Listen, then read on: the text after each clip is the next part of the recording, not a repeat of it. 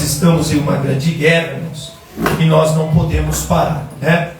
Eu quero que você pegue a sua Bíblia, abra comigo, irmãos, em nome de Jesus, no livro de Mateus. Louvado seja o nome do Senhor.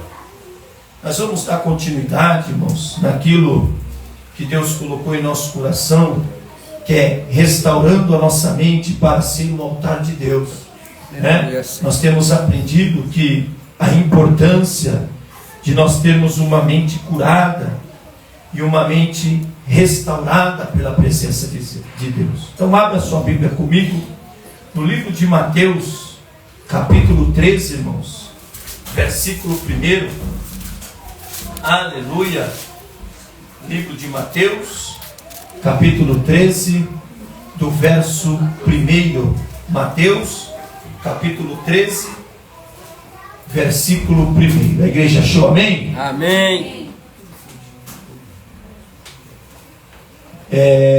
Diz assim a palavra do Senhor. O título é A Parábola do Semeador. Diz assim o verso 1.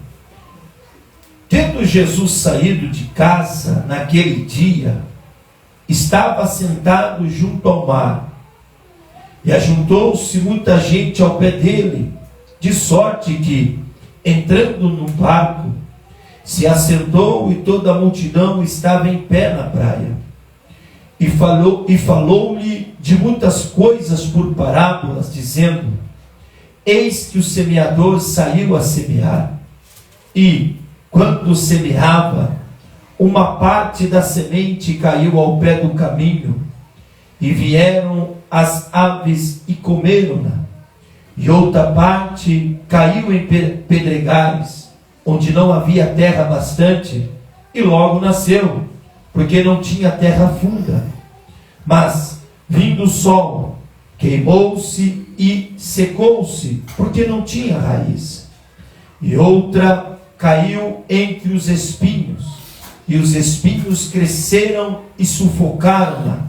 E outra caiu em boa terra e deu fruto, um a 100, outro a 60 e outro a 30. Quem tem ouvidos para ouvir, que ouça. Agora vamos ler o versículo 15.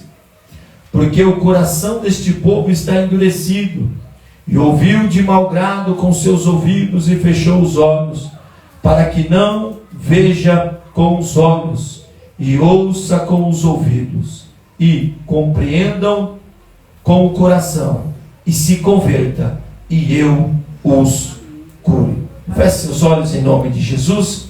Senhor, meu Deus e meu Pai, nós te damos graça essa noite por tua presença, por tua palavra, por tua força sobre nós. Pai, nós podemos sentir o teu mover. Que essa noite seja uma noite em que possamos sair daqui edificados por tua palavra, Senhor. Fale conosco, nos exorta, nos edifique e nos ensina, Pai. Nos ensina os teus caminhos. Essa noite é noite de cura e de restauração. Teu Espírito Santo tem total liberdade em estar em nosso meio, agindo, curando, libertando, transformando, meu Pai.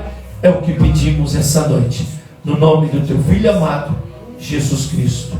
Amém. Amém. Os irmãos podem se sentar. Aquele que pode, mantenha a sua Bíblia aberta. Para nós entendermos um pouco, nós falamos nas ministrações passadas acerca de como é importante a nossa mente ser restaurada, a nossa mente ser curada.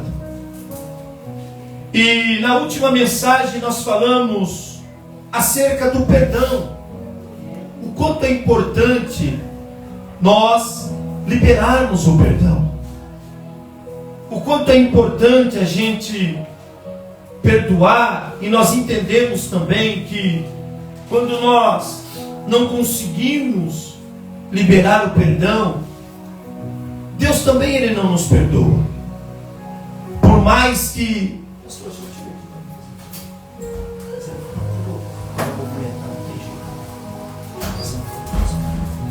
Por mais que a gente se humilhe diante de Deus, mas quando nós não perdoamos, Deus, Ele não nos perdoa. E quando nós não somos perdoados, a nossa salvação, ela entra em xeque, como se diz, né? E além de nós não perdoarmos, é perigoso nós termos doenças psicomáticas, doenças terríveis da alma. E aqui na parábola do semeador, nós vamos identificar agora quem nós somos, qual é o tipo de mente, qual é o tipo de coração que nós somos. E aqui no Mateus capítulo 13, nós vemos aqui que Jesus, ele está preocupado com o coração dos discípulos. E Jesus, ele conta uma parábola. E Jesus fala que o semeador, ele saiu a semear. Então Jesus aqui, ele se posiciona como o semeador. Jesus é aquele que semeia a palavra. Jesus é aquele que semeia as boas novas. Jesus é aquele que traz as boas novas ao coração do homem. Mas Cristo, em todo o seu ministério terreno, nos 3 anos, se você ler os evangelhos e estudar eles, você vai ver a forma que Jesus, ele vai trabalhando na vida dos discípulos. E enquanto nós estivermos aqui, irmãos, Cristo, ele sempre vai estar trabalhando em nosso coração.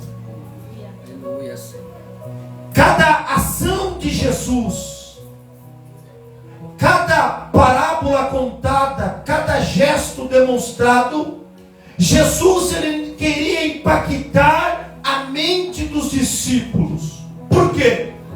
Porque Jesus, ele não prefere, Jesus não pega os perfeitos, que eram os fariseus da época.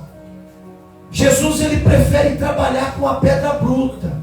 Então Jesus prefere pegar os homens pescadores, os homens que foram rejeitados pelos fariseus, e ele prefere lapidar da maneira dele e da forma dele.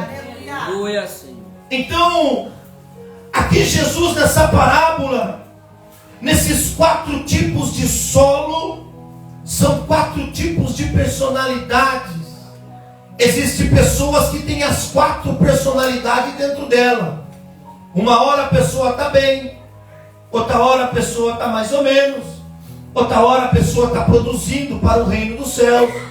A pessoa vai oscilando. Então, a pessoa tem esses 4 tipos de personalidade dentro delas. Agora, existem pessoas que só têm um tipo. E o primeiro tipo que eu quero falar com vocês é o primeiro solo. E você que está com a sua Bíblia aberta, vamos ler novamente comigo. A partir do versículo 3. E falou-lhe de muitas coisas por parábolas, dizendo: eis que o semeador saiu a semear. Então aqui Jesus, ele se posiciona como semeador.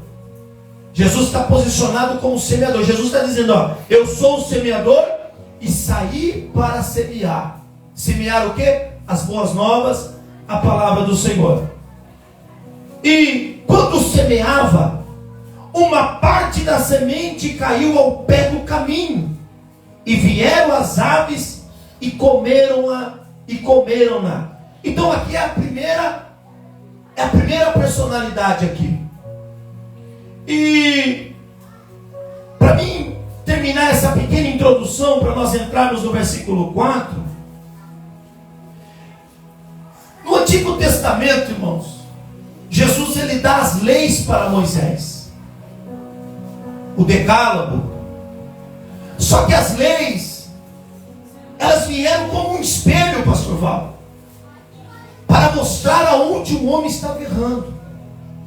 Então, quando Deus dá a lei para Moisés no Monte Sinai, Deus quer mostrar para o homem aonde o homem está errando, o que o homem está falhando.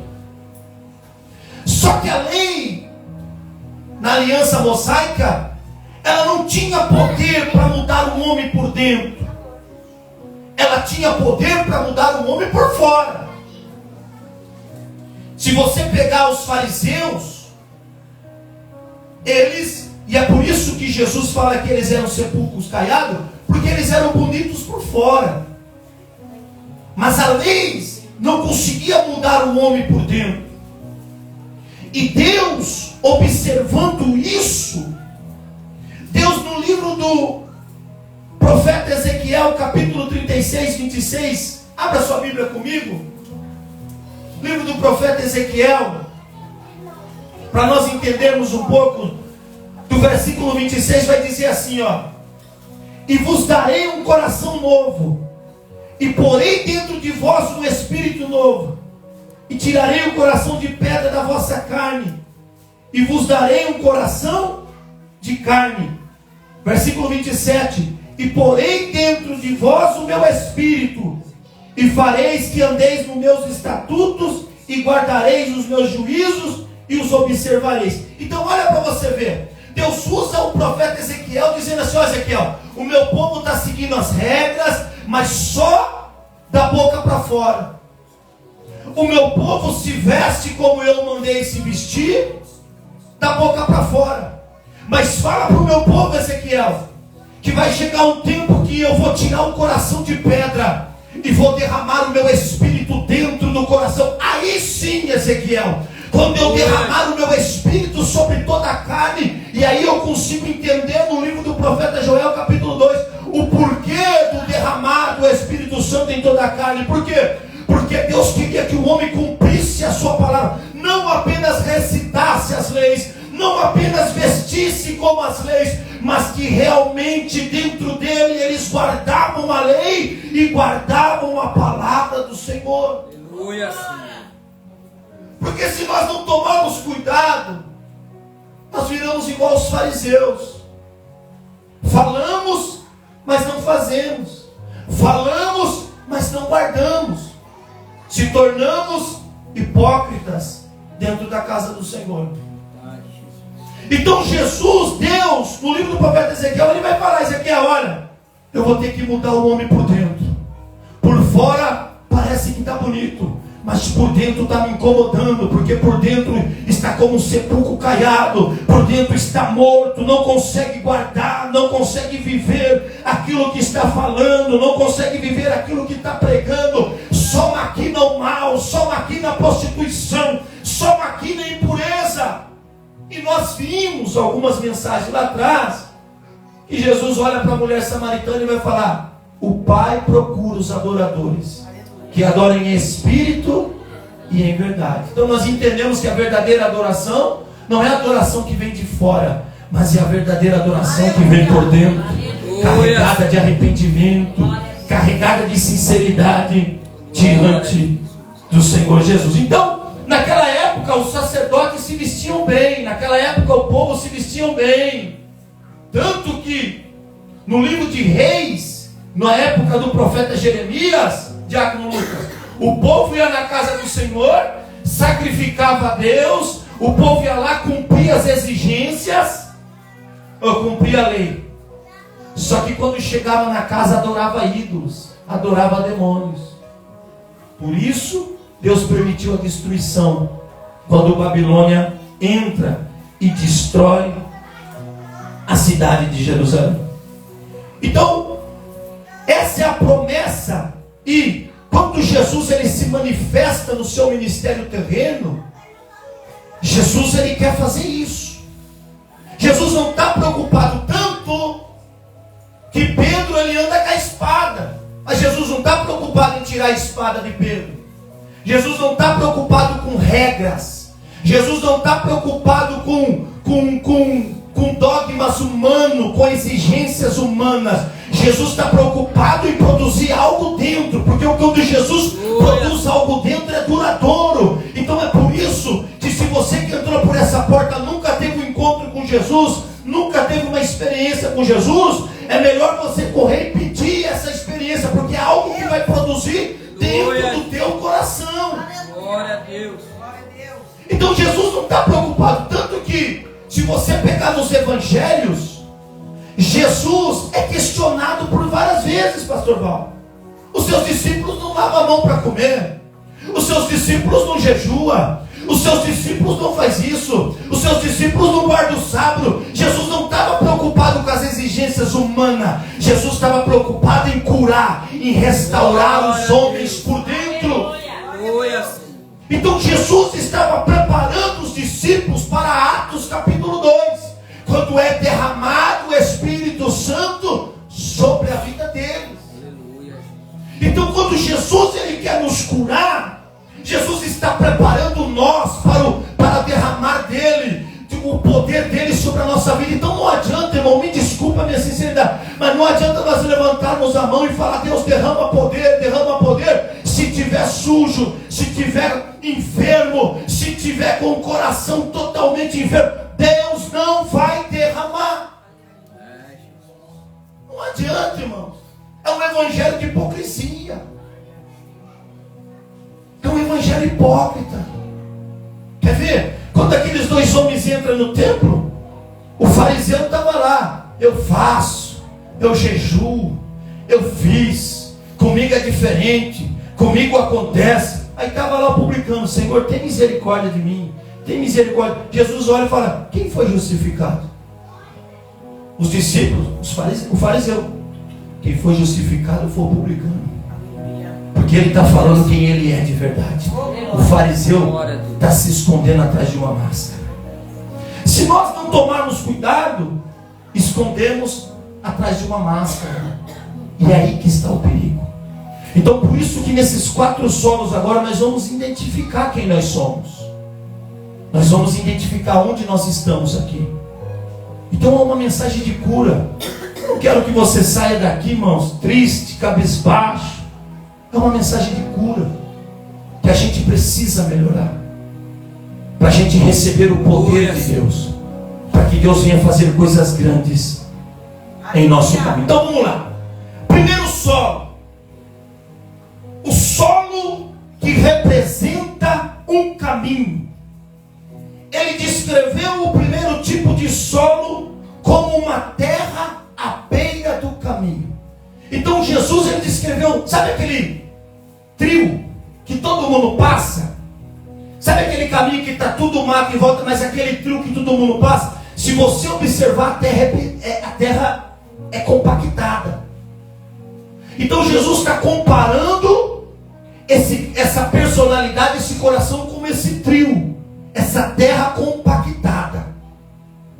É por isso que Jesus fala assim: ó, eu joguei a semente, mas a semente ela não aprofundou. A semente parou em cima, e veio as aves do céu, que é Satanás, representa Satanás, e veio e comeu aquela semente. Então, comendo aquela semente, não tem como esse solo germinar. Então, essa semente germinar. Então Jesus está dizendo assim, ó, esse solo não tinha condições nenhuma de germinar a minha palavra. Para Jesus falar isso, irmãos, esse solo não tinha condição nenhuma de germinar a semente que eu lancei. Planta, quem mexe com planta aqui, planta algo onde todo mundo passa. Tenta jogar uma semente em cima de uma terra compactada, uma terra que está pisada, a semente vai ficar por cima. E não tem como a semente ela afundar. E que tipo de pessoa representa essa semente, essa terra? Que tipo de pessoa essa terra representa? Essa terra representa as pessoas que têm, pastor Val, o seu próprio caminho. A pessoa está na igreja, mas ela tem o próprio jeito de servir ao Senhor. O que o pastor fala não vale, o que a Bíblia fala não vale. Ela tem o seu próprio caminho, o seu próprio fazer, o seu próprio agir. Então essa terra que está compactada é uma pessoa que ela tem o seu próprio caminho. Ela faz do jeito dela. Ela age do jeito dela, como se não houvesse liderança, como se não houvesse Deus no céu. Ela não faz. A pessoa age do jeito dela, no seu próprio caminho. E eu marquei aqui 1, 2, 3, 4, 5, 6, 7 características dessa pessoa que tem o seu próprio caminho. Não está aberto para algo novo. A pessoa nunca está aberta para o novo de Deus. Ela se fecha dentro do seu próprio mundo. Ela tem um mundo. Eu tenho o meu mundo. Não interessa o que a palavra de Deus fala. Eu tenho o meu mundo, eu tenho a minha maneira, e eu tenho o meu jeito de agir, e tenho o meu jeito de pensar. Estão contaminadas pelo orgulho. A pessoa, quando não ouve a palavra de Deus, a pessoa, quando não coloca em prática, ou quando a pessoa não pratica, ou quando a pessoa não está aberto, a pessoa é uma pessoa orgulhosa. Quer ver? Naamã. O profeta dá a direção de Deus, ele fala o quê? Não, eu vou fazer do meu jeito. Eu vou ficar mergulhando nesse... Eu vou fazer isso aí que esse rapaz está falando. A pessoa que é orgulhosa. O coração psicológico dela é compactado como a terra de uma estrada. A pessoa ela é rígida. A pessoa ela é fechada. E não permite ser cuidada pelo Senhor. Ela não permite que a palavra de Deus cuide dela. Cuide dele. Não permite. Quando põe uma coisa na cabeça, ninguém consegue remover. Ninguém consegue tirar. Pessoa teimosa. Pessoa turrona. Pessoa que faz tudo do jeito dele ou dela. O mundo tem que girar em torno do que a pessoa pensa. Quando a pessoa ela tem um coração rígido, a mente compactada, tudo tem que se tornar em torno da pessoa. Senão nada está bom. Senão não dá certo. Então olha para você ver essas características, irmãos. Então vamos lá então para nós entendermos bem essas características. O que é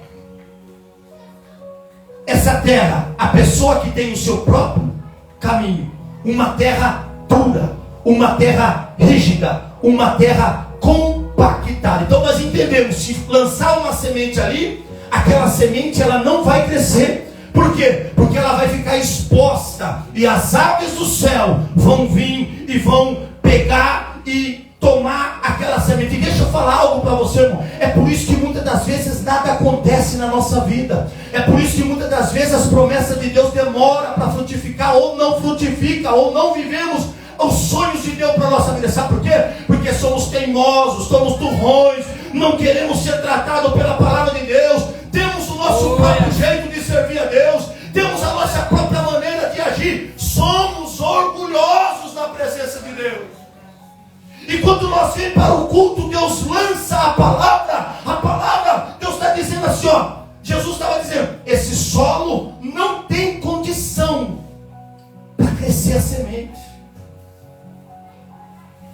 É por isso, irmão, que tem pessoas que entram por essa porta, no primeiro ano que serve a Deus, Deus muda a história do filho, Deus muda a história do casamento, Deus muda a história. E tem pessoa que está 15, 20, 30, 40 anos dentro da igreja e não acontece nada. Por quê? Porque o diabo, a semente é lançada, o diabo vem e pega. A semente é lançada, o diabo vem e pega. A semente é lançada, o diabo vem e pega. Por quê? Porque não deixa a palavra tratar. É rígido, é orgulhoso, é turrão.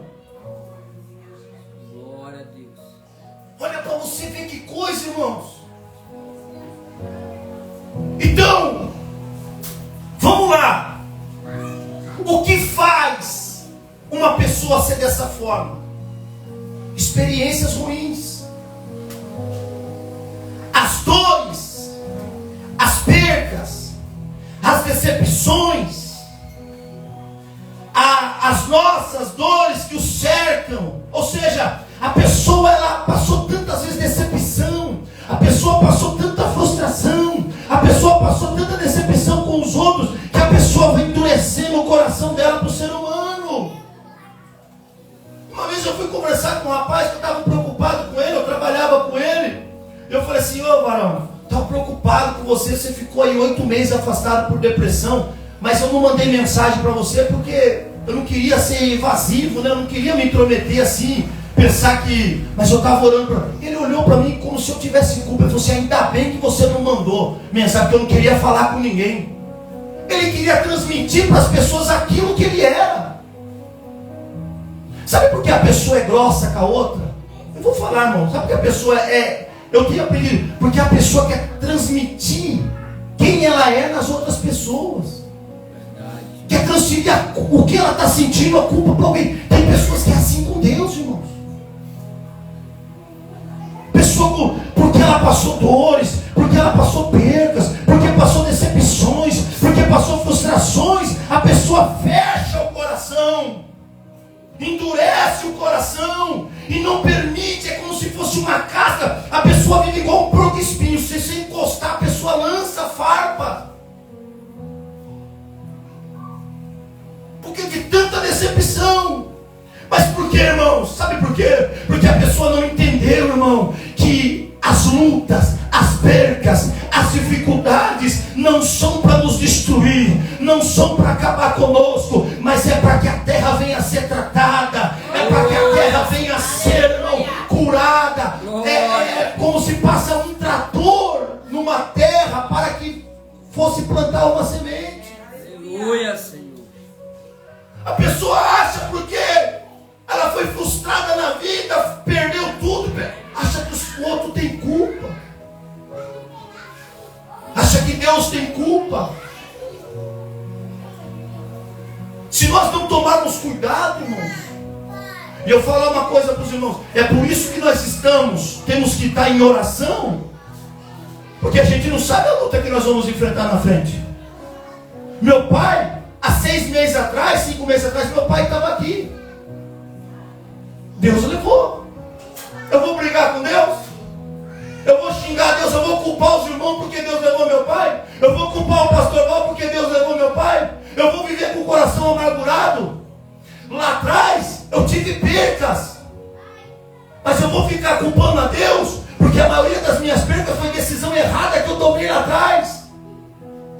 Eu vou endurecer o meu coração e não vou deixar que a palavra de Deus trate de mim. Então as percas, decepções, faz com que essa pessoa endureça o seu coração.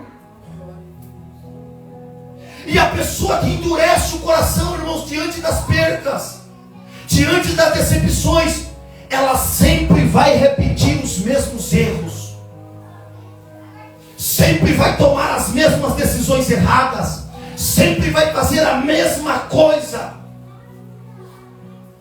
porque não deixa a palavra de Deus germinar na mente, no coração, não deixa a palavra de Deus frutificar, irmãos.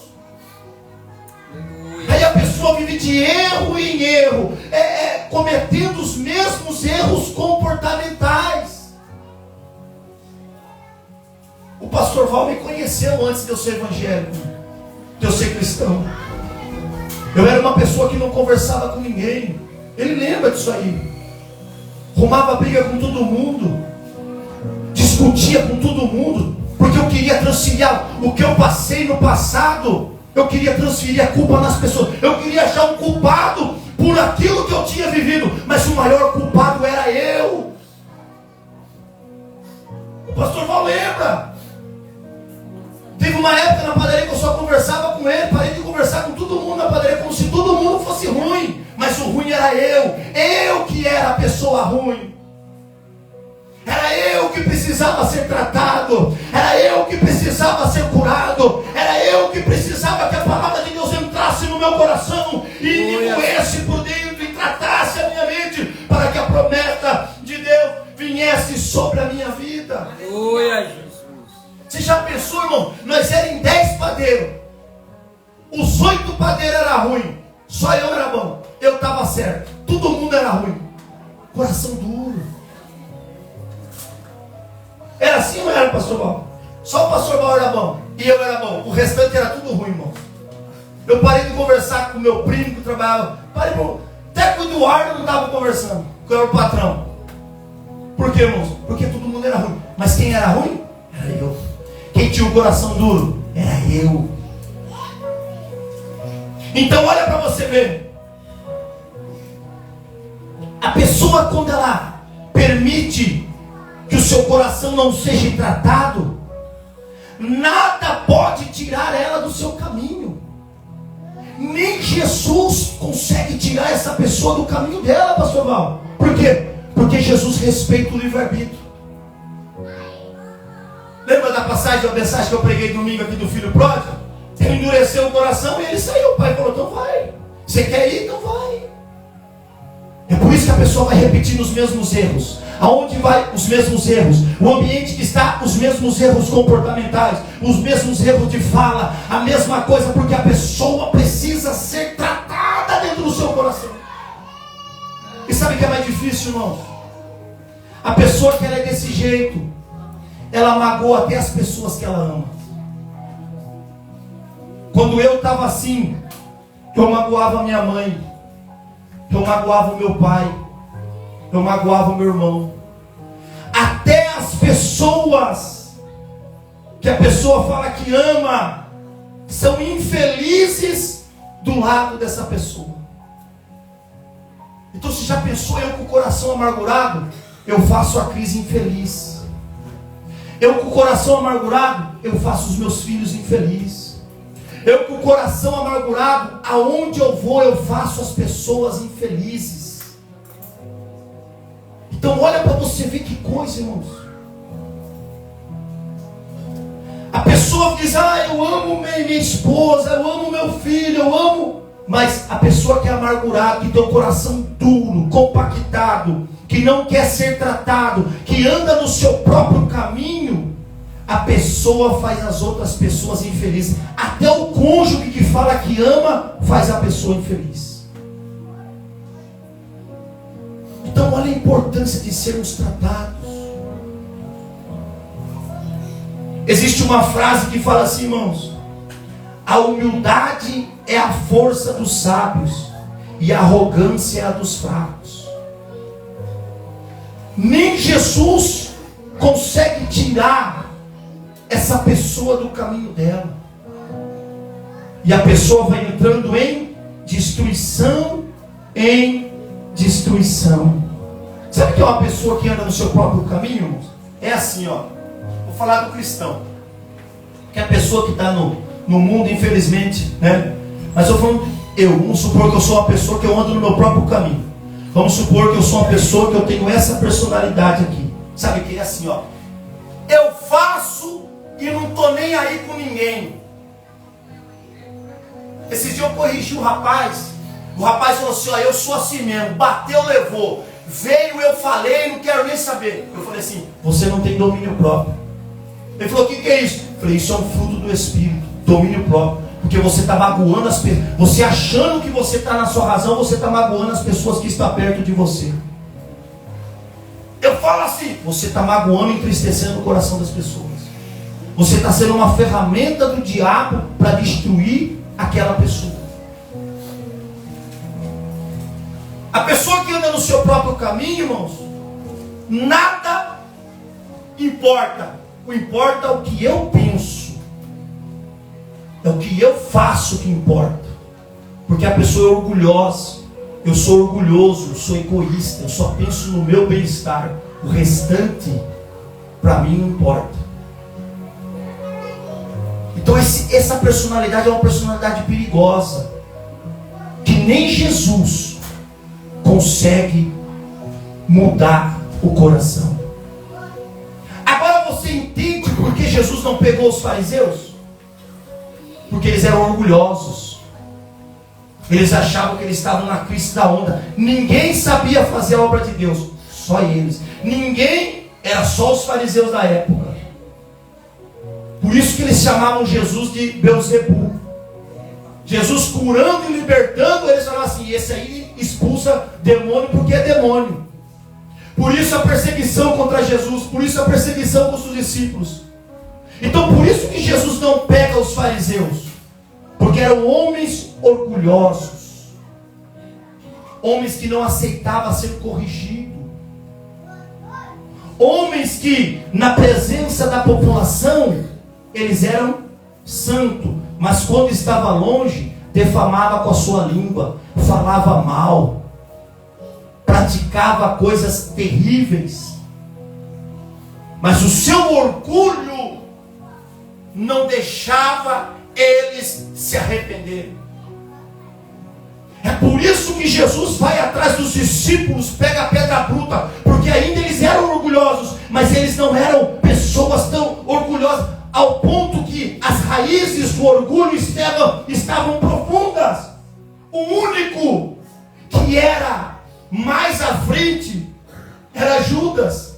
E nós falamos sobre Judas, que Judas era o mais inteligente, o mais intelectual, o mais avançado. E foi por isso que ele não aceitou ser tratado.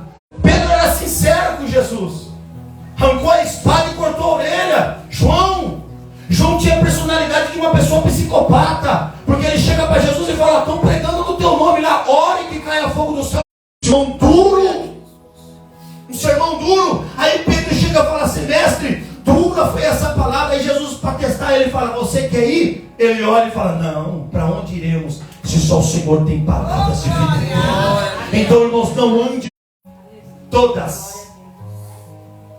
Paulo não está selecionando uma ou duas ou três coisas, ele está dizendo todas as coisas. A partir de hoje, pare de pegar as decisões. Satanás, ele vem e rouba a palavra,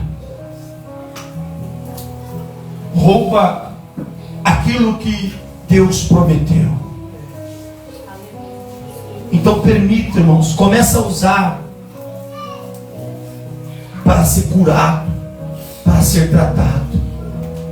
Pare de guardar mágoa, pare de achar que todo mundo é errado, pare de guardar ódio. Começa a mudar o comportamento e pegar que as circunstâncias venham e trate o nosso coração, para que quando nós recebemos a promessa de Deus, a semente ela venha frutificar em nossa vida. Amém? Então esse é o primeiro solo: a semente, o solo, a terra, a beira do caminho. Precisamos ser tratados, precisamos que Deus passe o arado dele em nossos corações, para que não perdemos as sementes de Deus. Tenho certeza, irmão, que existem promessas que já era para ter acontecido, não aconteceu. Por quê? Porque quando Deus lança a promessa, as aves vêm e roubam a semente do seu coração, devido às atitudes, devido ao tipo de comportamento que a gente tem. Amém? Feche seus olhos, eu quero orar por você. Senhor, meu Deus e meu Pai, em nome do Senhor Jesus, eu te agradeço por esta palavra, meu Pai. Eu te agradeço, Senhor, por esse alinhamento, por essa direção. Pai, existem momentos que nós somos turrões, nós somos teimosos, nós somos, meu Pai, totalmente contra e queremos viver o nosso caminho, queremos viver da nossa maneira, pensando que o mundo gira em torno de nós. Mas essa noite nós ouvimos a tua palavra, Pai, e o Senhor é o semeador, e todas as vezes que nós entramos por essa porta, o Senhor quer lançar sementes sobre o nosso coração, sobre a nossa terra, meu Pai. Mas às vezes deixamos que as lutas e as frustrações tomem conta de nós, e nós endurecemos a nossa serviço, a nossa mente, o nosso coração. Mas essa noite que o teu Espírito Santo venha tratar a nossa mente, que o teu Espírito Santo venha passar com o arado e mover essa terra que está incompactada, e que as dores do passado e que as percas do passado, Senhor, venham ser ferramentas, venham ser pontes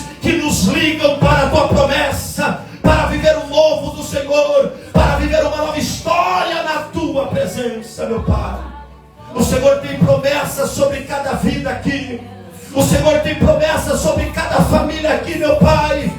Então vem com o teu arado, Espírito Santo. Venha trabalhar nesse coração amargurado. Venha trabalhar nesse coração orgulhoso, meu Pai. E venha mover essa terra, para que a tua promessa venha plantar em nós, para que a tua promessa venha frutificar, e que nós venhamos viver o novo do Senhor.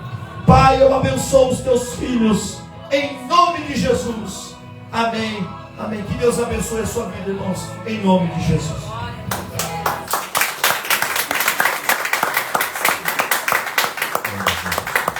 Meus irmãos, nós já vamos encerrar. Domingo é culto de Santa Ceia, tá? Culto de Santa Ceia do Senhor. E a gente vai estar abrindo uma consagração aqui, das 7h30 até as 10 da manhã, né? Então eu queria que todos os obreiros estivessem aqui, tá? Sem exceção de pessoas. Pastor, eu tenho um compromisso. Se você tiver um compromisso que não pode ser cancelado, aí você faz a consagração nesse compromisso, mas não deixe de fazer, tá bom? Então vai ser uma consagração das 7h30 até as 10 da manhã. Nós vamos estar orando aqui, cantando louvores, e Deus há de nos abençoar. Amém? Estenda as tuas mãos para o céu e diga assim comigo: que a graça de Deus o Pai, Que a graça de Deus o que a Pai, graça de Deus o Filho e e a doce consolação do Espírito Santo de Deus esteja na minha vida, na tua vida, hoje, para todos sempre, todos digam Amém. vai em paz, Deus abençoe.